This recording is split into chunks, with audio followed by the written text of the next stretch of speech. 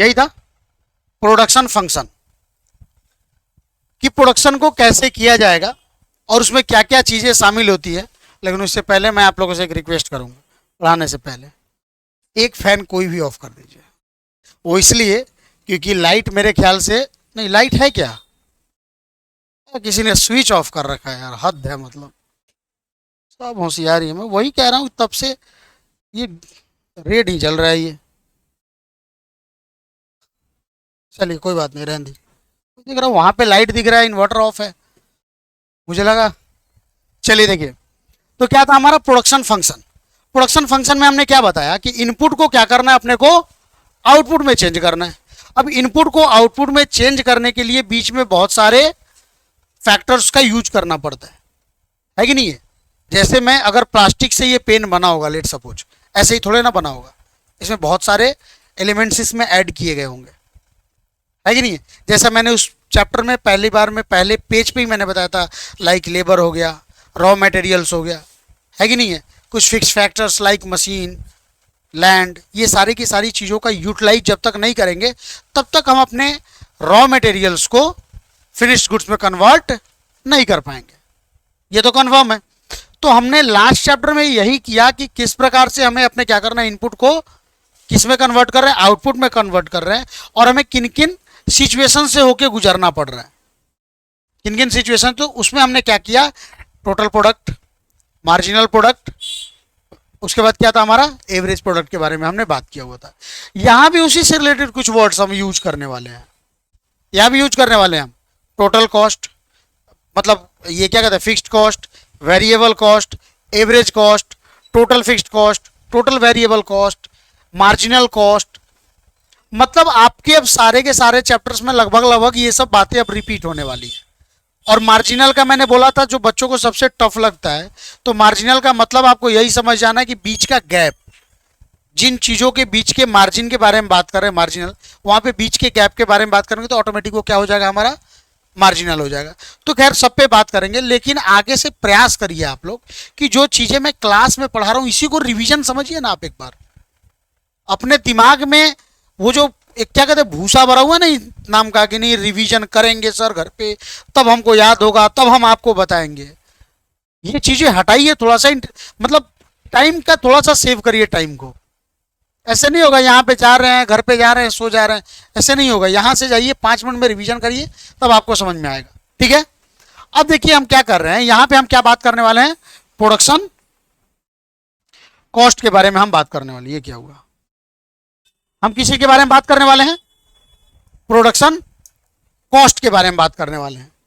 Production cost क्या होता है, तो देखिए इनपुट को आउटपुट में कन्वर्ट करने के लिए, किस चीज को, इनपुट को आउटपुट में कन्वर्ट करने के लिए हमें क्या करना पड़ेगा, कुछ ना कुछ कॉस्ट पे करना पड़ता है, कुछ ना कुछ कॉस्ट। जैसे मान के चलिए मैं रॉ मटेरियल्स लगा रहा हूं, खरीदना पड़ेगा ना कहीं से, पैसे तो लगेंगे। उसमें मैं इम्प्लॉई को मतलब लेबर वगैरह लगा रहा हूँ, क्या होगा, उनको देने पड़ेंगे कि नहीं देने पड़ेंगे। मैं इलेक्ट्रिसिटी यूज कर रहा हूँ, उसके लिए पेमेंट करना पड़ेगा कि नहीं करना पड़ेगा। मैं जिस बिल्डिंग में रह रहा हूँ उस बिल्डिंग का रेंट देना पड़ रहा है, वो होगा कि नहीं होगा। तो ये सारी की सारी चीजें हैं जो शामिल हो जाती हैं किन चीजों में, प्रोडक्शन कॉस्ट में। यानी कि इनपुट को आउटपुट में कन्वर्ट करने पे हमारे पास जो भी कॉस्ट लगता है वो सारा का सारा कॉस्ट क्या होता है, हमारा प्रोडक्शन कॉस्ट। तो यहां पे हम बात करेंगे, मतलब बात फिर वही होगा, इनपुट को कहां कन्वर्ट करना है, आउटपुट में। अब इनपुट को आउटपुट में यही वाला जो कॉस्ट लगता है, यही हमारा कॉस्ट लग जाता है, हमारा क्या, प्रोडक्शन कॉस्ट, ठीक है ना। अब इस प्रोडक्शन कॉस्ट में भी चलेंगे हम तो दो तरह के कॉस्ट होंगे। जैसे फैक्टर्स को हमने पढ़ा ना, कौन कौन सा फैक्टर पढ़ा था, एक हमने क्या पढ़ा था, हमने एक क्या पढ़ा था, फिक्स्ड, और एक क्या पढ़ा था हमने, वेरिएबल। वैसे ही वहां पे हमने फैक्टर पढ़ा था, यहां पे हम क्या पढ़ेंगे, फिक्स्ड कॉस्ट, वेरिएबल कॉस्ट, यहां भी हम पढ़ने वाले हैं। तो चलिए देखते हैं क्या होता है। तो सबसे पहला यही है कि meaning of product cost and cost function, meaning of product cost and cost function. तो सबसे बड़ा चीज है कि प्रोडक्शन कॉस्ट क्या होता है। तो इसमें कुछ भी नहीं है, बस वही चीज है कि आपको क्या करना है, इनपुट को किस में कन्वर्ट करना है, आउटपुट में। और इस इनपुट को आउटपुट में कन्वर्ट करने के लिए जितने फैक्टर्स का हम यूज कर रहे हैं और उस फैक्टर्स के लिए हमें जो भी कॉस्ट पे करना पड़ रहा है, वो सारा का सारा कॉस्ट क्या कहलाएगा, हमारा प्रोडक्शन कॉस्ट। मीन यहां पे क्या दिया हुआ है, this refers to the total cost. यहां पे प्रोडक्शन कॉस्ट कहने का मतलब कि इनपुट को आउटपुट में कन्वर्ट करने में हमें नेचर नहीं देखना है कि ये कौन सा फिक्स्ड है, वेरिएबल है, नहीं, यहां पे नहीं, टोटल कॉस्ट, वो चाहे कोई भी रहे, वेरिएबल रहे, फिक्स्ड रहे, कोई भी रहे। तो इनपुट को आउटपुट में कन्वर्ट करने में क्या रहे, total cost incurred by a business to produce a specific quantity of a product और सर्विसेज। मतलब जो भी हम ये आउटपुट प्रोड्यूस कर रहे हैं उसके लिए हमने जो भी कॉस्ट इनकर्ड करा है वही क्या हो जाता है, हमारा प्रोडक्शन कॉस्ट। वही आगे क्या कर रहे हैं यहां पे, it includes direct costs such as raw material, labour, indirect cost such as overheads, utility expenses. तो इन चीजों के बारे में हम बात करेंगे। तो डायरेक्ट कॉस्ट क्या होते हैं, जो डायरेक्टली उस पर इन्वॉल्व हो। और आपने पढ़ा होगा क्लास 11 ट्रेडिंग अकाउंट में, आपने पढ़ा होगा कि डायरेक्ट कॉस्ट क्या होता है, डायरेक्ट एक्सपेंस, जो कि जैसे मैं ये पेन को प्रोड्यूस कर रहा हूं, पेन का प्रोडक्शन कर रहा हूं, तो इस पेन पे डायरेक्ट लगने वाला खर्च, जैसे इसका रॉ मटेरियल लगा होगा, इस पे जो हमारे लेबर काम कर रहे होंगे उनका लगा होगा, इस पे जो फैक्ट्री का जो इलेक्ट्रिसिटी लगा होगा, गैस लगा होगा, वाटर लगा होगा, ये सारे के सारे खर्च क्या होंगे, हमारे डायरेक्ट कॉस्ट। लेकिन एक होगा इनडायरेक्ट कॉस्ट, इसको बनाने के लिए हमने एक ऑफिस सेटअप करा होगा, उस ऑफिस में और भी तमाम लोग होंगे, उस ऑफिस में कैंटीन चल रहा होगा, उस कैंटीन के खर्चे देने पड़ेंगे, वो सारा का सारा क्या होता है, वो डायरेक्टली इसमें इन्वॉल्व नहीं है, बट अगर वो नहीं होंगे तो ये इसका मैन्युफैक्चरिंग भी नहीं होगा, है कि नहीं है। तो वो सारे के सारे क्या कहे जाते हैं, वो इनडायरेक्ट। ठीक है ना, तो ये समझ में आ गया प्रोडक्शन कॉस्ट क्या आता है। अब आता है कॉस्ट फंक्शन। अब क्या आता है हमारा कॉस्ट फंक्शन। तो यहां पे कॉस्ट फंक्शन का बहुत ही सिंपल सा फॉर्मूला एक दिया जाता है कि कॉस्ट फंक्शन बराबर होता है क्या, function of oh, sorry, cost function यही हो गया। क्या होता है ये, यानी कि हमें ओ मतलब क्या हो गया, आउटपुट। यहां पे ओ कहने का मतलब क्या हो गया, इस आउटपुट को प्रोड्यूस्ड करने के लिए, यही हो गया हमारा कॉस्ट फंक्शन, कि इस आउटपुट को क्या करने के लिए, प्रोड्यूस्ड करने के लिए, इस आउटपुट को देने के लिए, इस इनपुट को आउटपुट में कन्वर्ट करने के लिए हमने जिन जिन फैक्टर्स का यूज करा हुआ है, जो कि लास्ट चैप्टर में हमने पढ़ा हुआ है, उन फैक्टर्स का जो भी कॉस्टिंग है ना, दैट इज कॉल्ड, वो क्या होगा, कॉस्ट फंक्शन। कि कौन सा चीज कितना इन्वॉल्व हो रहा है। यहां पे क्या करे, a cost function is a mathematical relationship that describe, describe मतलब बताना, ये क्या है, मैथमेटिकल टर्म हो गया ये, जो हमें क्या बताता है, that describe how production cost change with change in the level of output. मतलब जैसे, अब जैसे मैंने क्या पढ़ा था लास्ट चैप्टर में, फिर प्रोडक्शन फंक्शन, हम अगर प्रोडक्शन को क्या करना है, चेंज करना चाहते हैं, क्वांटिटी चेंज करना चाहते हैं, तो उसी के अकॉर्डिंग हमें क्या करना पड़ता था, प्रोडक्शन फैक्टर को चेंज करना पड़ता था। कि हमें जैसे कि ज़्यादा प्रोडक्शन चाहिए तो हमें क्या करने पड़ते थे, अपने फिक्स्ड फैक्टर्स को वहीं पे रहने देते थे, वेरिएबल्स में चेंज लाते थे। एक टाइम आता था जब वेरिएबल्स हमारा क्या होता था, चेंज कर रहे हैं तो हमारा आउटपुट क्या होने लगता था, मतलब जो हमारा क्या कहते थे, जो प्रोडक्शन था वो हमारा कम होने लगता था ना। तो हम जैसे जैसे हमें चेंज कर रहे हैं अपने आउटपुट में, उसके अकॉर्डिंग हमें क्या करना पड़ता है, अपने वेरिएबल्स में चेंज करने पड़ते थे, फैक्टर्स में। तो वैसे ही यहाँ भी होगा। अब हमने वहां पे चूंकि फैक्टर्स को देखा था, यहाँ पे हमने फैक्टर्स के प्राइस को देखना है। वहां पे हमने क्या देखा था, फैक्टर्स को, कौन सा सामान कितना लग रहा है। हम यहाँ पे वही चीजों को, अब सामान नहीं, सामान का कितना दाम कितना लग रहा है, सिंपली वहां पे हमने सामान देखना था। इस चैप्टर में हमें उस सामान, लगने वाले सामान का दाम देखना है। एकदम क्लियर, ध्यान में रहेगा। तो वही कह रहा है कि हमें अगर अपने प्रोडक्शन को, अपने आउटपुट को चेंज करना है, हमें अपने आउटपुट को बढ़ाना है, घटाना है, तो उस बढ़ाने के लिए हमें कितना ज्यादा खर्च करना पड़ेगा फैक्टर्स पे, कितना कम फैक्टर्स पे कम खर्च करना पड़ेगा। इन्हीं सब चीजों को क्या कहते हैं हम, कॉस्ट फंक्शन। किस प्रकार से उनमें चेंजेस लाने हैं, तो वही कह रहा है यहाँ पे, production cost change with change in level of output, it can help businesses predict there cost at their different level of production. अच्छा, ये क्यों आपको इकोनॉमिक्स में पढ़ाया जा रहा है, आखिर ये कॉस्टिंग, कॉस्ट अकाउंटिंग में पढ़ाया जाता है आपको। इकोनॉमिक्स में आपको कॉस्ट निकालना नहीं सिखाया जाएगा, इकोनॉमिक्स में ये सिखाया जाएगा कि कितने प्रोपोर्शन पे, कितना वेरिएबल पे, कितना खर्च लगा के हम कितने का आउटपुट हमें मिल रहा है। मतलब जब हमारा क्या कहते हैं, लेट सपोज एक एग्जांपल ले रहा हूं, जब हमारा फिक्स्ड फैक्टर या फिक्स्ड कॉस्ट जब हमारा लाख रुपए लग रहा है और उस पर वेरिएबल हम खर्च कर रहे हैं लेट सपोज 2 लाख, तो हमारा जो इनपुट आ रहा है, जो हमारा आउटपुट आ रहा है, वो आउटपुट हमारा आ रहा है 4 लाख का। तो हमारे पास एक आइडिया लग गया कि अगर मुझे 4 लाख का अगर लेना है तो मुझे खर्च कितना करना पड़ेगा, 3 लाख खर्च करने पड़ेंगे, जिसमें क्या करना पड़ेगा, 1 लाख तो हमारा फिक्स्ड है जो कि उसमें कोई चेंज नहीं कर सकते, और 2 लाख हमारा क्या होना चाहिए, वेरिएबल्स। तो इसी के प्रोपोर्शन में हम क्या करेंगे भाई, आगे अगर हम आउटपुट को चेंज करना चाहते हैं, आउटपुट को बढ़ाना घटाना चाहते हैं, तो इसी के प्रोपोर्शन में लगभग हम अपने आउटपुट इनपुट को क्या करेंगे, सॉरी इसी के प्रोपोर्शन में अपने कॉस्ट को क्या करेंगे, बढ़ाएंगे घटाएंगे। होगा कि नहीं होगा? तो वही चीज यहाँ पे इसीलिए इकोनॉमिक्स इसका यूज करते हैं। The cost function typically includes fixed cost which do not change with the level of output. याद है ना, फिक्स्ड फैक्टर जो चेंज नहीं होता था, चाहे आप अपने आउटपुट का लेवल 0 रखिए, चाहे उसका एक मैक्सिमम स्केल लिमिट था। जैसे मेरे ये क्लासरूम का मैंने बोला, लेट सपोज इस क्लासरूम की कैपेसिटी है कितना, 50 स्टूडेंट्स को बैठने की। अब यहां पे हमारा क्या होगा, चाहे मेरे पास यहां पे 1 स्टूडेंट पढ़े, चाहे 50 स्टूडेंट पढ़े, हमारा जो रेंट लगना है वही लगेगा। ऐसा होगा कि एक स्टूडेंट पढ़ेगा तो मकान मालिक आकर कहेंगे कोई बात नहीं अभी कम दीजिए, 2 होगा तो थोड़ा बढ़ा दीजिएगा, 3 होगा थोड़ा बढ़ा दीजिएगा। ऐसे होगा क्या? क्योंकि ये फिक्स्ड फैक्टर्स हैं, इनमें आउटपुट का कोई फर्क नहीं पड़ता कितना भी जाए। लेकिन हाँ, जैसे स्केल चेंज हुआ, अब हमने 50 से 60 हो गए हमारे पास स्टूडेंट्स, तो मेरे पास मजबूरी है वहां पे लॉन्ग रन में क्या करना पड़ेगा, हमें अपने फिक्स्ड फैक्टर्स को भी क्या करना होगा, चेंज करना होगा, हमें इस रूम को बड़ा करना होगा। तो ऑटोमेटिक मेरा क्या हो जाएगा, वो जो फिक्स्ड था रूम रेंट वो भी हमारा वेरिएबल हो जाएगा। वही ना समझाया था हमने लास्ट चैप्टर में, वही यहां भी होने वाला है कि एक लेवल तक क्या होता है कि फिक्स्ड जो कॉस्ट होता है उसमें कोई चेंज नहीं होता है। जैसे कि मुझे यहां पे मैं बनाने का कुछ काम कर रहा हूं, मैन्युफैक्चरिंग कर रहा हूं इस रूम में, चाहे मैं बनाऊं चाहे ना बनाऊं, अगर रेंट पे लिया है तो रेंट तो देना है।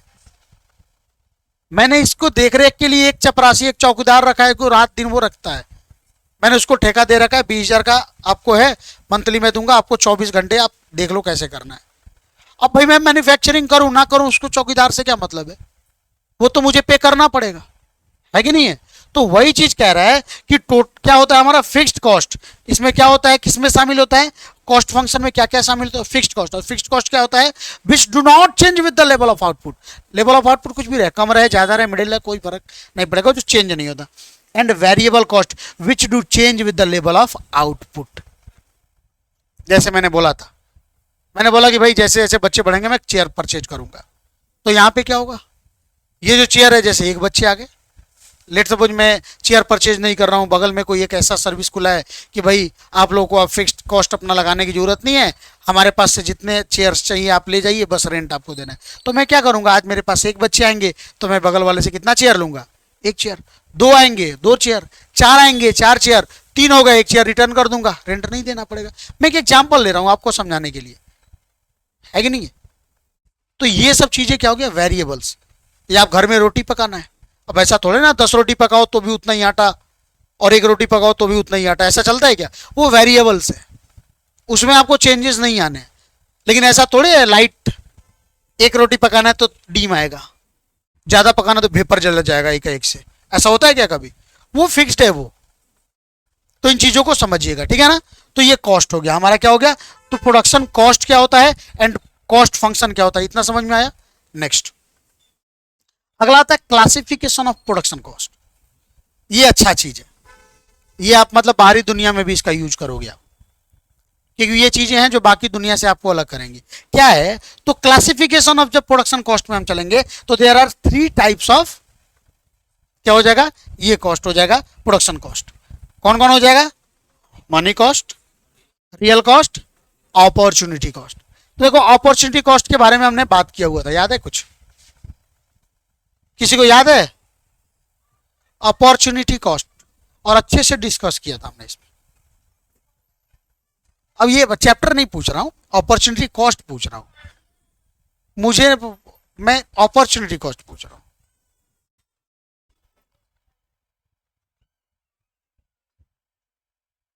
थोड़ा सा जोर से बोलना पड़ता है। हाँ, बिल्कुल। सेकेंड बेस्ट अल्टरनेटिव जो होता है वो हमारा अपॉर्चुनिटी कॉस्ट होता है। जैसे मान के चलिए आपके पास तीन ऑप्शन है, तीन जॉब है।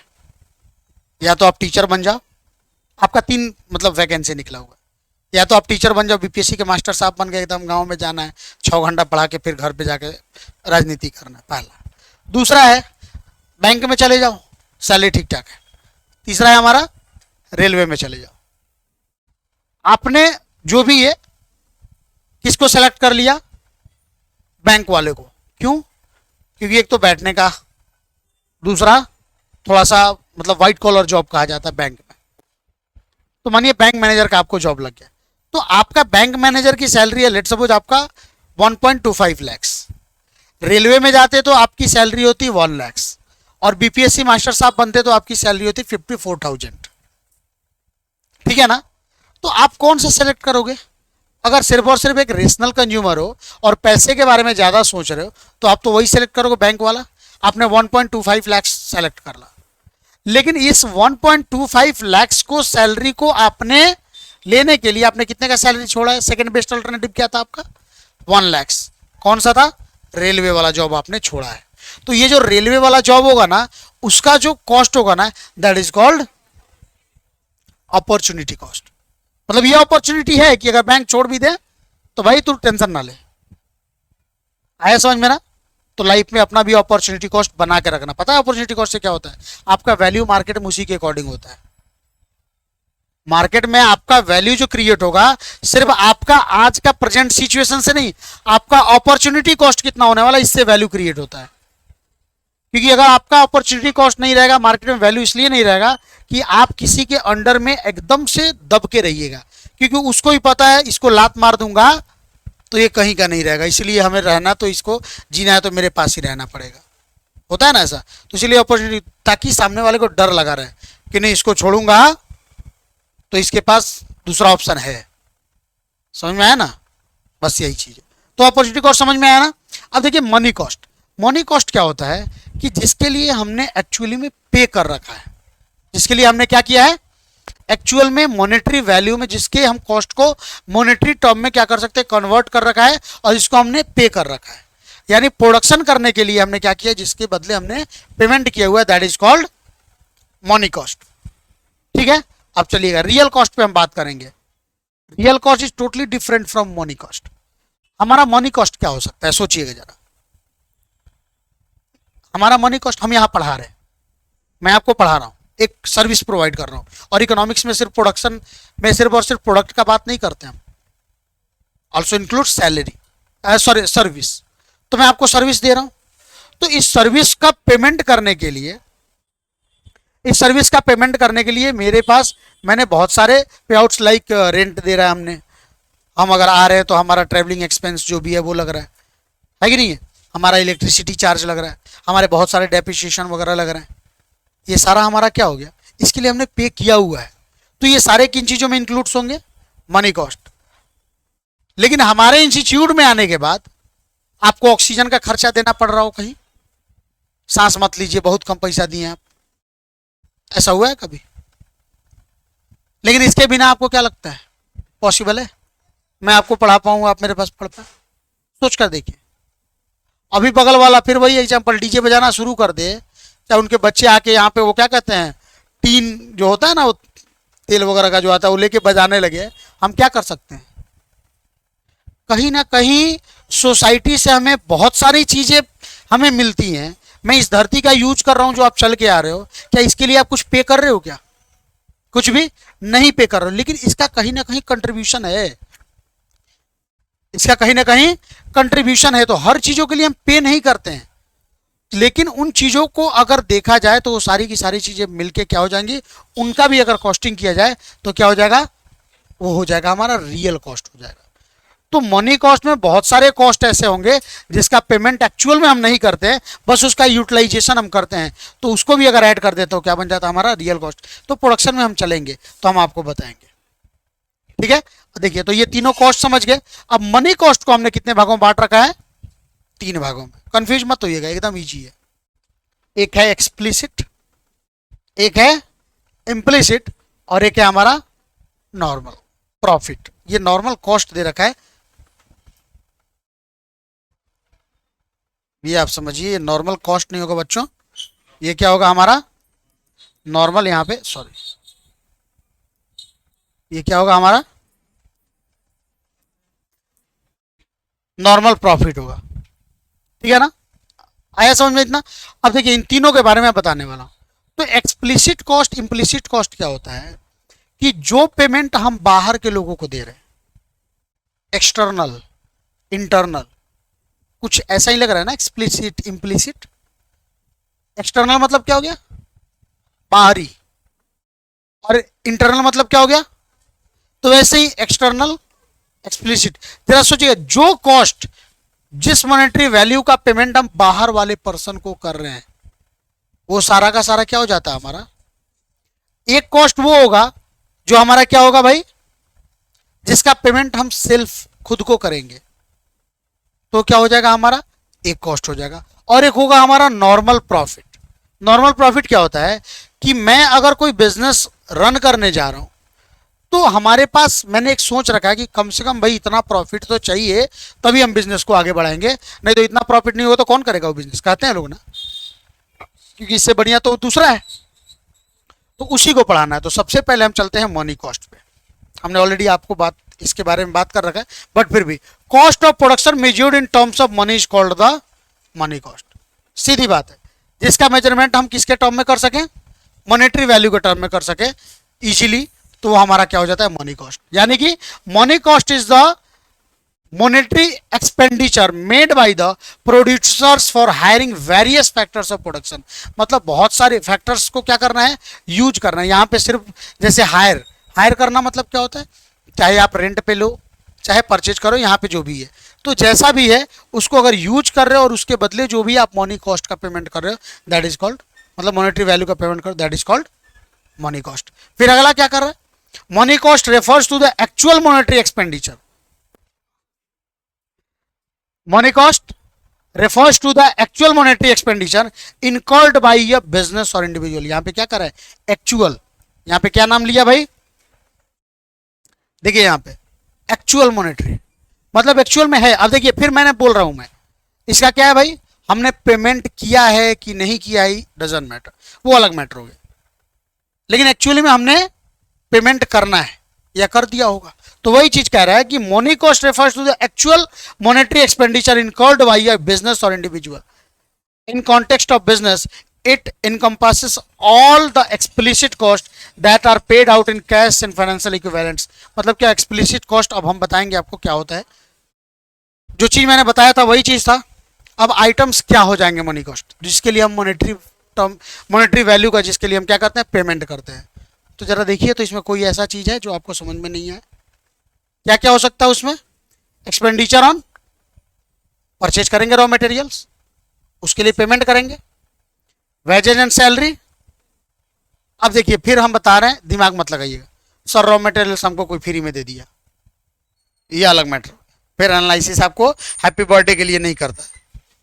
हाँ, मतलब ये नहीं कि हैप्पी एनिवर्सरी हैप्पी बर्थडे में आपको गिफ्ट मिल गया, वो आपका रॉ मटेरियल्स है और उसको आप मान लोगे सर यहाँ तो नहीं दिया हमने पेमेंट, ये तो मनी कॉस्ट नहीं होगा। तो ये सब नहीं सोचना है। मैंने क्या बोला, मॉनेटरी वैल्यू के बारे में बात किया। तो यहाँ पे क्या हो गया, wages and salary, expenditure individual big machines. मैंने बताया था ना इसका मतलब क्या है, इंडिविजुअल मतलब क्या हो गया यहाँ पे इंडिविजुअल। डिविजिबल मतलब क्या होता है, जो बांटा जा सके, जिसको हम बांट सकते हैं। अब जैसे 50 का नोट है, 10 रुपये चाहिए, फाड़ के दे दीजिएगा हमको, वो इंडिविजिबल है कि नहीं है। ये पेन है, क्या है इंडिविजिबल है, लेकिन कुछ चीजें होती हैं डिविजिबल, जो बांटा जाए। तो ये हो गया अभाज्य, इंडिविजिबल मतलब अभाज्य।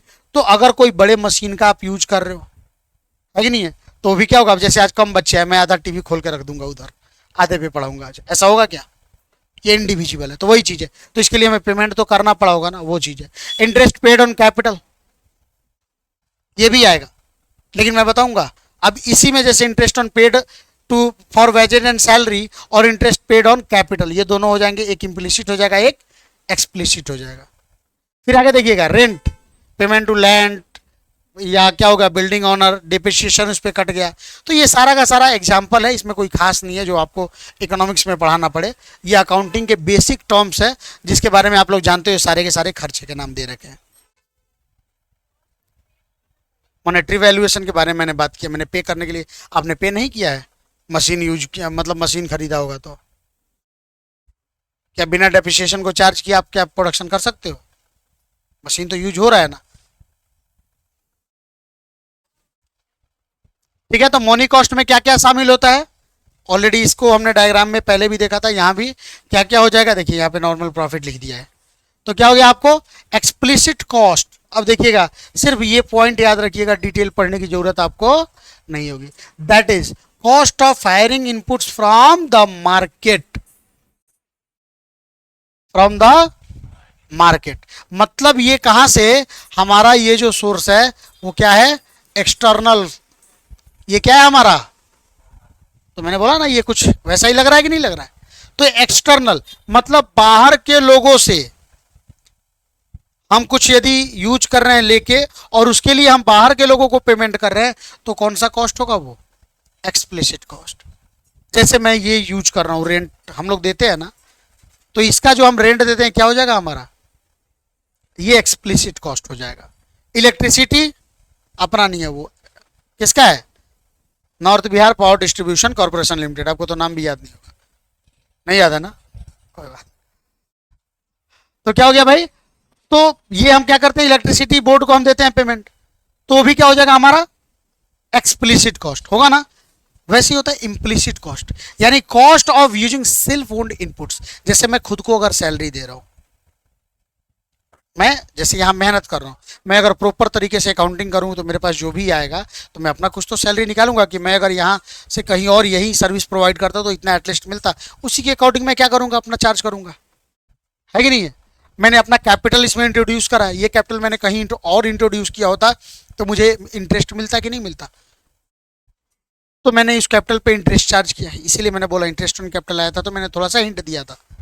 तो मतलब वो सारे पेमेंट्स जो मैं खुद को कर रहा हूं, है ना, तो मेरे पे किए गए, यानी कि यूजिंग सेल्फ ओन। अब जरूरी नहीं है मैं अपने आप को पेमेंट कर ही रहा हूं, मतलब मैंने उसको रखा है अपने पार्ट में, उस प्रोडक्शन के पार्ट में, तो all cost, those all cost are called implicit cost. तो इम्प्लिसिट मतलब आई से आपको समझिएगा, यहां पे ध्यान रखिएगा, क्या समझ में ना आए तो क्या हो गया आपको, इंटरनल आएगा समझ में ना। एकदम शांत हो गए आप ना भाई, एक्सटर्नल वो तो बाहर के है ना, आपको खुद को देना है, मालिक, ठीक है ना। तो ये ध्यान रखना है अपने को। तो ये हमारा क्या हो गया, इम्प्लिसिट कॉस्ट। और लास्ट में आता है नॉर्मल प्रॉफिट, बताया ना अभी कुछ देर पहले। नॉर्मल प्रॉफिट क्या होता है, यानी प्रॉफिट का वो लिमिट, वो मिनिमम अमाउंट ऑफ प्रॉफिट जिसके लिए हम अपने बिजनेस को रन कर रहे हैं। मतलब उससे मिनिमम अमाउंट कहने का मतलब कि अगर इससे कम में चला जाऊं, प्रॉफिट मेरा चला जाए, तो मैं अपने बिजनेस को रन नहीं करूंगा, मैं बंद कर दूंगा। तो हमारा क्या हो जाएगा, नॉर्मल प्रॉफिट। ठीक है, अब देखिएगा क्या लिखा है यहाँ पे, total money cost is equal to explicit, implicit and normal profit. Already इसके बारे में हमने बात किया। अब इसी चीज को डिटेल में आपको बताया गया है कि एक्सप्लिसिट कॉस्ट क्या होता है। तो एक्सप्लिसिट कॉस्ट क्या होता है, तो यहाँ पे क्या कर रहा है, refers to explicit cost refers to the actual money outlay of the firm to buy और हायर द, मैंने बोला ना हायर मतलब क्या होता है, रेंट पे लेना। हायर परचेज सिस्टम आपने सुना है ना, नहीं सुना है। इंस्टॉलमेंट पेमेंट सुना है, अरे इंस्टॉलमेंट से गाड़ी वगैरह लेते हैं तो उसमें देखिएगा दो तरह के उसमें सिस्टम आते हैं। एक हायर परचेज, खैर अभी आप लोग बच्चे हैं, लेकिन उसमें जब आप आगे पढ़िएगा, बीकॉम में जाइएगा या इवन सीए करिएगा या इवन हो सकता है एमबीए भी करिएगा, तो वहाँ भी आपको पढ़ने को मिलेगा हायर परचेज और इंस्टॉलमेंट पेमेंट।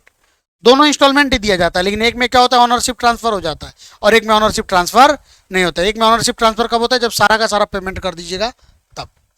तो हायर मतलब एक तरह से रेंट के बारे में बात कर लीजिए। तो क्या करें यहाँ पे, outlay of the firm by और हायर। अब जैसे मान के चले मैंने खरीद थोड़े रखा है, मैंने खरीदा तो नहीं है, अरे बिल्डिंग ऊपर देख रहा है क्या, तो भाई क्या होगा ये, तो इसके लिए जो मैं पेमेंट कर रहा हूं, जो रेंट पेमेंट कर रहा हूं, ये क्या होगा हमारा एक्सप्लिसिट कॉस्ट, या मैंने ये फैन खरीद लिया है, तो ये क्या हो गया हमारा, ये भी एक्सप्लिसिट। एसी कहना चाहिए, नहीं ऑनलाइन में जो बच्चे देंगे सर के पास एसी है क्लास में ने। चलिए कोई बात, अरे सबको थोड़े पता है कि हम लोग किस बिल्डिंग में बैठ के पढ़ाई कर रहे हैं। ऑनलाइन में तो यही दिखता है ना स्क्रीन बस, इसके अलावा क्या है हम लोग किस सिचुएशन में थोड़े जानते हैं। ठीक वही कि मोतिहारी का हमारा रूप अलग है, गांव का रूप अलग है, तो वही सिचुएशन सबके साथ। चलिए कोई बात नहीं। तो यहाँ पे क्या हो गया, बाई और hire the productive resources, it needs the process of production. मतलब अगर मुझे प्रोडक्शन करना है तो मुझे इन सब चीज़ों को यूज करना है, ठीक है, इसके बिना मैं प्रोडक्शन नहीं कर सकता हूँ। तो कुछ एग्जाम्पल्स आपको दे रखे हैं, like insurance expense, expenditure on raw materials, wages of labour, interest payment, rent of land building, depreciation, advertisement expense. आप देखिए कि इधर वाला सारा दे दिया है, ये मैंने जितना लिस्ट आपको दिया था ना सारा दे दिया है, लेकिन ये देखें आप, यस सर कह दिए, ये नहीं दिया है। इंटरेस्ट ऑन कैपिटल दिया है क्या, देखिए तो इसमें इंटरेस्ट ऑन कैपिटल कहीं दिख रहा है आपको, इंटरेस्ट पेमेंट लिख रहा है, मतलब नॉर्मल इंटरेस्ट आप कहीं से लोन ले रखा है तो उस पर इंटरेस्ट का पेमेंट दे रखा है, लेकिन इंटरेस्ट ऑन कैपिटल नहीं दे रखा है। क्योंकि इंटरेस्ट ऑन कैपिटल मैं किसको देता हूं, खुद को, मालिक। क्योंकि कैपिटल क्या होता है, अमाउंट इन्वेस्टेड बाय ऑनर, तो इसीलिए इंटरेस्ट ऑन कैपिटल क्या होगा, इम्प्लिसिट हो जाएगा। क्या हो जाएगा हमारा, इम्प्लिसिट। तो एक्सप्लिसिट समझ में आया, कोई दिक्कत इसमें। अब देखिए हमारा इम्प्लिसिट है, इम्प्लिसिट में क्या कर, वो चीजें जो मैं खुद को सेल्फ क्या कह रहे हैं यहाँ पे, refers the payments which are not directly और actual paid out by the firm as no contractual. वहां पे क्या कंट्रेक्चुअल एग्रीमेंट होता है, हमारा कॉन्ट्रैक्ट होता है, लेकिन यहाँ पे there is no contractual agreement, no contractual payment. हम यहाँ पे पढ़ाने आ रहे हैं तो किससे कॉन्ट्रैक्ट करके हम पढ़ाने आ रहे हैं कि हमको इतना चाहिए, लेकिन नहीं, हमारा जो अपॉर्चुनिटी कॉस्ट है ना, समझिएगा, वही यहाँ पे समझिएगा हमारा। तो या क्योंकि मैं अगर यहाँ पे नहीं पढ़ाता, कहीं और पढ़ाता, तो मुझे मिलते कि नहीं मिलते, तो वही चीज यहाँ पे कर रहा है, कंट्रेक्चुअल डिसबर्समेंट इज फिक्स्ड और फॉर देम।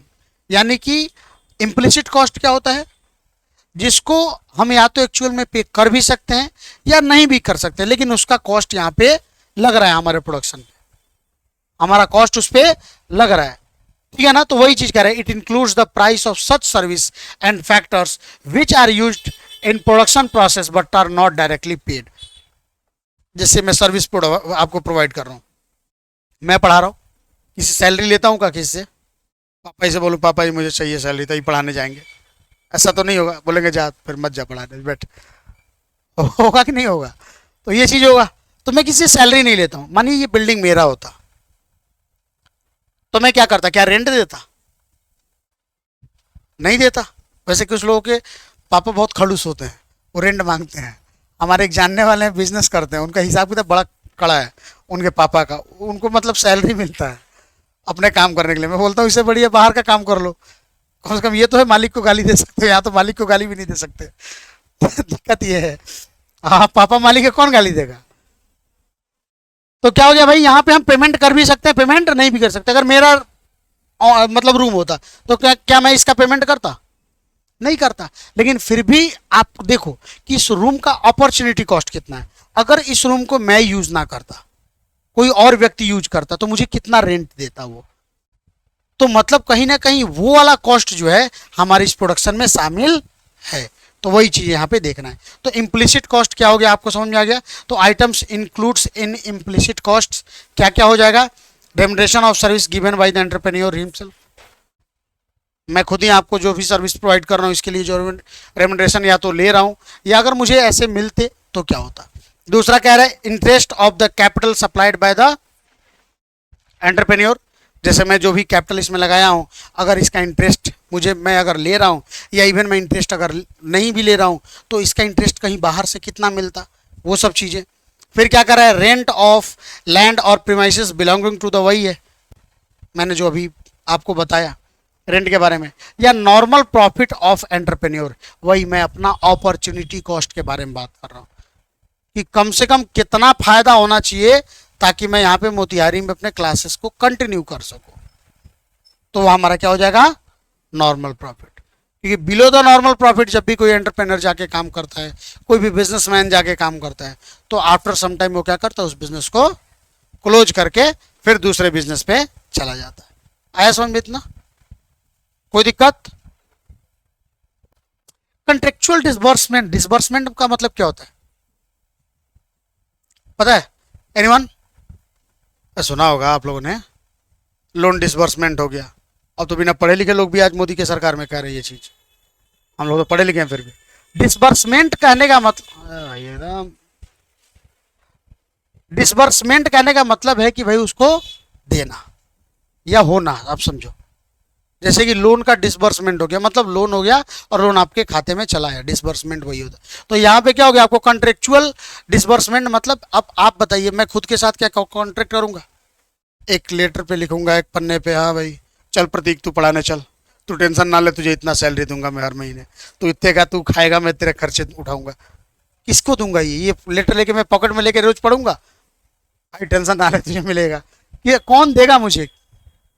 तो यहाँ पे कोई भी हमारा कॉन्ट्रेक्चुअल डिसबर्समेंट नहीं होता है, मतलब जो भी दूंगा अपने खुद की मर्जी से, मैं जबरदस्ती नहीं कर सकता है कि इस हाथ से कॉलर पकड़ लिया, चल जल्दी पैसे दे, इस बार क्यों नहीं दे रहा है पैसे, ऐसा तो नहीं होगा ना।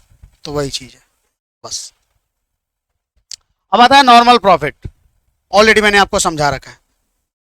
और वही चीज है, अब लैंग्वेज क्या आई डोंट नो, देखो जैसे आप लोग अननोन हो इस लैंग्वेज से, वैसे मैं भी अननोन हूँ रियली, क्योंकि पहले क्या था कि पीपीटी मैं खुद से बनाता था, अब पीपीटी सिर्फ एक बार मैं देखता हूँ कि क्या डिजाइनिंग है, कुछ अगर ऐड करना हो तो हो सकता है ऐड करवा सकता हूँ, बाकी मैं पीपीटी में अब बहुत कम ही हाथ पाँव मार रहा हूँ।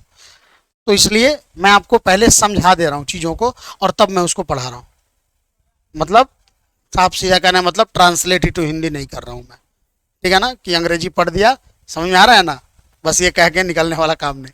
तो देखिए मैंने जो आपको पढ़ा है, the minimum return which the entrepreneur must. अच्छा इंटरप्रेन्योर क्या होता है पता है कि नहीं पता है? आप लोगों को तो पता होगा, एटलीस्ट जो ईपीएस पढ़ते होंगे उनको तो पता होगा। आज लड़का लोग क्या है, मतलब 2-3 दिन शादी में सब कोई गायब ही रहेगा क्या? जैसे कि कल, आज, फिर आने वाला कल, फिर परसों, ये तो एकदम समझिए शादी ही शादी है। 13 तारीख को हम भी छुट्टी रखेंगे और 14 को वैसे भी संडे है कि नहीं? हाँ मतलब 13 को एक्चुअल में क्या है कि सुबह का बैच मेरे से पॉसिबल नहीं हो पाएगा, वो क्या है कि मेरे घर के जस्ट बगल वाले घर में शादी है, तो गांव में रहते हैं, शहर में रहते तो झगड़ा वगड़ा कर लेते हैं। गांव में क्या है कि मेरे बहन की भी शादी होती है तो बेचारा दिन रात सब कोई लगा रहता है। मैं 12 को आ रहा हूँ, यही मतलब समझिए कि अपने क्लास पे कृपा कर रहा हूँ, श्राप दिए मुझे कल वो, क्लास में ही तो बोली थी कि हे भगवान टिकट कंफर्म ना हो। कहाँ हुआ टिकट? कल ही तो बता दिया टिकट नहीं हुआ, आ गया नहीं मैसेज दोस्त का कि भाई नहीं हो पाया तेरा। अभी ऐसे मैं बता रहा हूँ, इसीलिए मैंने एक दिन एडवांस में मैं टिकट बनवा रहा था कि, लेकिन आज फिर आज बनने वाला है, लेकिन मैंने आज उसको ना बनाने के लिए बोला है और ना ही मना किया है कि मत बनाना, तो मैंने आज उसी के ऊपर नहीं उसको छोड़ रखा है। वैसे 10 बजे आपका वो बनता है ना एसी का, तो हो जाएगा, पता चल जाएगा किस चीज़ का। नहीं ठीक है ना भाई, हमें देखिए विन विन सिचुएशन में है, जाएंगे तो भी भला, वैसे जाने का मन नहीं है ऑनेस्टली स्पीकिंग, जाने का मन नहीं है अभी, चूंकि जाने का मतलब एटलीस्ट 4-5 दिन जाए। देखिए दिल्ली जाने का मतलब कि दोस्तों के साथ कम से कम 2 से 3 दिन बिताना चाहिए। अब वहाँ तो वही तो दिक्कत है, 2 दिन के लिए जाना है, अब जाना है पहुंचना है और कल होके फिर निकल जाना है, एक दिन का स्टे है फिर निकल जाना है, तो उससे बढ़िया है ना जाऊं, लेकिन प्रेशर बहुत ज़्यादा इसलिए। हाँ वही एंटरप्रेन्योर, एंटरप्रेन्योर कहने का मतलब जो जिनके पास ये क्षमता होता है जो रिस्क ले सके, जो अपने आइडिया को बिजनेस में कन्वर्ट ही ना करें बल्कि उस आइडिया को बिजनेस में कन्वर्ट करके उससे क्या कर सकें, प्रॉफिट ले सकें, प्रॉफिट अर्न कर सकें। आइडिया को बिजनेस में कन्वर्ट करना क्या है, कुछ भी कन्वर्ट कर देंगे आप, पैसा है हमारे पास बर्बाद करना है कुछ भी शुरू कर देंगे। लाओ रे टाटा के स्टील के बराबर का फैक्ट्री खड़ा करते हैं, पता ही नहीं है रॉ मटेरियल कहाँ से आएगा, मैंने मशीन सारा मंगा लिया, स्टील का प्लेट कैसे बनाएंगे, बट वो स्टील आएगा कहाँ से ये आई डोंट नो, हो गया बर्बाद। तो सिर्फ आइडिया को बिजनेस में कन्वर्ट करना ये एंटरप्रेनर का काम नहीं होता है। एंटरप्रेनर का काम क्या होता है कि आइडिया को बिजनेस में कन्वर्ट करने से पहले उसके बारे में, हर चीजों के बारे में पहले सोचना कि हमें वो कौन सा सिचुएशन है जहां से हम प्रॉफिट अर्न कर सकते हैं। तो वही होते हैं हमारे कौन, एंटरप्रेनर। और यही एंटरप्रेनर भाई साहब जो होते हैं ना, सही मायने में क्या होते हैं, ये बिजनेसमैन होते हैं। क्या होते हैं? तो कभी भी आपको अगर एंटरप्रेनर की बात है तो आप क्या समझिएगा कि ये कौन है हमारा, बिजनेस ना बाबू, बिजनेसमैन। ठीक है ना?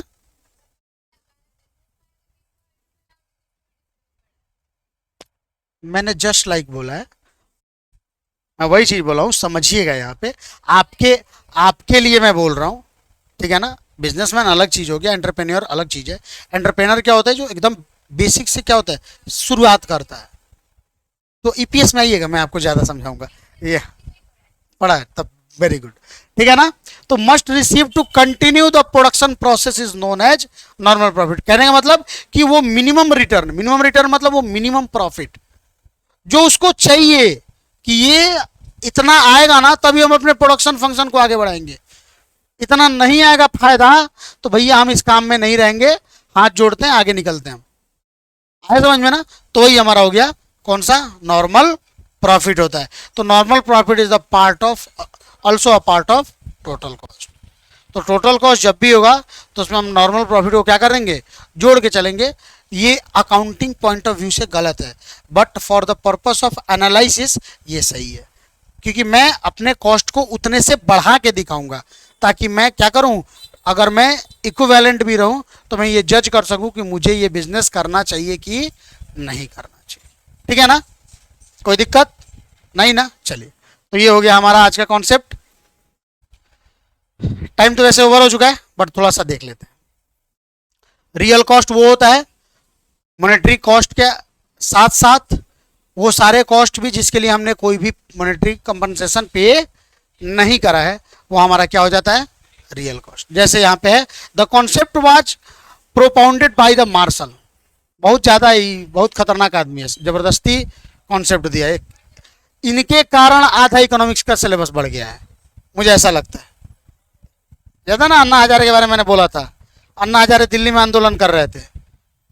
एक बच्चा जाकर बोला, दादा मान जाओ, आपका ये करतूत हमें हिस्ट्री में याद करना पड़ेगा। तो वही बात है, इसको मनाने वाला कोई था नहीं। तो वही चीज है, the concept was propounded by Marshall. इन्होंने क्या कहा कि effort and sacrifice made in the production process create real cost. मतलब रियल कॉस्ट मैंने आपको क्या बोला था, यहां पे क्या हो गया कि रियल कॉस्ट क्या होता है कि जो भी प्रोडक्शन आप कर रहे हो, उस प्रोडक्शन को करने के लिए आपने जो भी सेक्रीफाइसेस किए हैं, जो भी सेक्रीफाइस मतलब जो भी त्याग किया आपने, चैन वैन सब जो है ना, चैन वैन उबड़ा क्या उजड़ा वाला, तो वही सब, वो जो भी आपने छोड़ा है उसको अगर क्या कर रहे हो, कॉस्ट में अगर कन्वर्ट करके देख रहे हो, तो सारा का सारा किसके अंतर्गत आएगा, रियल कॉस्ट के। फिर क्या करें, real cost are also termed as social cost. मैंने बोला ना, जनरली हम क्या करते हैं, सोसाइटी से बहुत सारी चीजें वैसी हैं जो हम लेते तो हैं, लेकिन इसके लिए हम कोई भी पेमेंट नहीं करते, तो इसीलिए इसको हम क्या कहते हैं, सोशल कॉस्ट। लाइक आप मान के चलिए, बाइक से हम आ रहे हैं, बाइक से धुआं निकल रहा है, प्रदूषण हो फैल रहा है कि नहीं फैल रहा है, सोच कर देखिए, फैल रहा है कि नहीं फैल रहा है। लेकिन क्या उसके लिए मैं कुछ पेमेंट कर रहा हूं क्या सोसाइटी को, कोई भी पेमेंट नहीं कर रहा हूं, तो क्या हो गया, लेकिन वो रियल कॉस्ट है। तो ये क्या हो गया, social cost, because the society faces A number of difficulties during the production process. आपके प्रोडक्शन से सोसाइटी में बहुत सारे डिफिकल्टीज आते हैं जिसके लिए आप पेमेंट नहीं करते हो, कि उन डिफिकल्टीज से वो आगे निकल सके। बहुत सारे क्या कहते हैं, अब जैसे आप चलिएगा यूपी के कुछ शहर है, लाइक फिरोजाबाद, फकुहाबाद, ऐसे करके बहुत सारे ऐसे शहर है, मजाक नहीं, वहां पे आप जाइएगा तो उन लोगों, वहां का जो एवरेज एज है ना लोगों को जीने का, वहां पे लहठी चूड़ी वगैरह जो आप लोग पहनते हैं ना, वहां पे बहुत बड़े लेवल पे प्रोडक्शन होता है, शीशे की कटिंग होती है वहां पे बहुत ज्यादा। तो वहां का एवरेज एज 50 to 60 ईयर्स है। मतलब वहां पे आपको एकदम मौसम साफ दिखाई देगा, लेकिन उसमें हवाओं में शीशे के इतने ज्यादा कण होते हैं ना, इतना प्रदूषित धुआं निकलता है ना, कि वो आपके स्वास्थ्य को एकदम से खत्म कर देता है। तो उससे वहां के लोग आज भी 50 साल 55 साल जीते हैं। आपके यूपी की बात कर रहा हूं, और एक छोटा इलाका नहीं है, बहुत बड़ा इलाका है। लेकिन क्या करे, मरता क्या नहीं करता, गरीब लोग हैं, वहां पे रहना है, दूसरा कोई ऑप्शन नहीं है। तो वहां पे क्या हो रहा है, प्रदूषण हो रहा है कि नहीं हो रहा है उन फैक्ट्रीज से। लेकिन क्या वो फैक्ट्री वाले उन चीजों को सुधारने के लिए कुछ कर रहे हैं क्या? कुछ नहीं कर रहे हैं। सब लोग अपना फैक्ट्री ओपन कर रहा है, मैन्युफैक्चरिंग कर रहा है और काम खत्म कर रहा है। तो सारा का सारा जो सोसाइटी में आप कर रहे हो, वो सारा का सारा उसका अगर कॉस्ट देखा जाए तो क्या बन जाएगा हमारा, रियल कॉस्ट। खैर इसके लिए सोशल अकाउंटिंग यानी कि ग्रीन अकाउंटिंग सिस्टम अब धीरे धीरे लाइट में आ रहा है, धीरे धीरे लाइट में आ रहा है कि आप सोसाइटी को जितना प्रदूषित करोगे उसके लिए आपको गवर्नमेंट को क्या करना पड़ेगा, पेमेंट करना पड़ेगा, ताकि गवर्नमेंट उन पैसों को प्रदूषण, जो भी प्रदूषण पॉल्यूशन हो रहा है, पॉल्यूशन फ्री करने के लिए उसका यूज कर सके। आप सुनिए, ये तो उनका काम है ना, वो हमारा काम थोड़ा है। मैंने आपको बोला ही था, मैं आपको सच्चाई की पाठ पढ़ाने आया हूँ, ठीक है ना। मैं ये आपको कह सकता हूँ दारू नहीं पीना चाहिए, आपको लगता है नहीं शादी दारू बिना अधूरा है, तो हम क्या कर सकते हैं, ये अलग मैटर है, ठीक है। तो अकॉर्डिंग टू मार्शल फिर वही चीज, the extraction of all the different kinds of labor that are directly or indirectly involved in making together which, अब देखिएगा वो सारी की सारी चीजें जो हमारे क्या कर रहे हैं भाई, प्रोडक्शन फंक्शन में यूज किया जा रहा है इनडायरेक्टली रूप से, जो डायरेक्टली उसको हम कोई पेमेंट नहीं कर पा रहे उन, लेकिन फिर भी उसके पास कहीं ना कहीं कॉस्ट मेरा लग रहा है, तो सारा का सारा कॉस्ट कहाँ होगा, वो क्या होगा, रियल कॉस्ट में आएगा, ठीक है। और एक लास्ट में आता है हमारा क्या, अपॉर्चुनिटी कॉस्ट, वही चीज जो मैंने आपको बताया है अकॉर्डिंग टू बोनहम। ये क्या है, the opportunity cost anything is the next best alternative, या यहां पे नेक्स्ट कह लिए या सेकेंड, क्योंकि फर्स्ट वाले को तो आपने ऑप्ट कर रखा होगा, फर्स्ट वाले को तो आपने ऑप्ट कर रखा होगा, तो सेकेंड बेस्ट अल्टरनेटिव जो होता है ना, वो हमारे लिए क्या बन जाता है, that is called opportunity cost. Okay, वही यहां पे है कि जिन चीजों को छोड़ के आप अभी जो है, तो वहां पे हमारा क्या बन जाता है, अपॉर्चुनिटी कॉस्ट। जो एग्जांपल है आप लोग देख लीजिए, वही है क्या ना, ये दूसरा है भाई, ये एग्जांपल दूसरा, देखो हमको लगा वही एग्जांपल आ गया, आप लोग भी सोचिए कॉपी पेस्ट मार रहे हैं हम, ठीक है, कोई दिक्कत नहीं ना, तो रहने दिया जाए आज के लिए इतना ही, बाकी हम आगे अब बात करेंगे, यही आएगा। अब यहां से आपका क्या होगा, वो कन्फ्यूजन अब स्टार्ट होगा कर्व को लेके, तो चलेंगे इस पे बात करेंगे कल के क्लास में, लेकिन आज के क्लास में इतना ही, ठीक है। बाकी हाँ, आजकल 2-3 दिन आप लोग प्लीज नोटिफिकेशन पे ध्यान देते रहिएगा, ठीक है ना। क्लास क्या क्या है भाई, क्लास तो कल परसों कभी भी हो सकता है, जिसकी शादी है उसकी दोबारा थोड़ी ना होगी, शादी अटेंड करिए, क्लास कभी भी हो सकता है। हाँ, क्या फेल करना पड़ेगा ना, फिर वह गलत अशुभ मत बोला करो, बेचारे का जीवन का सवाल है।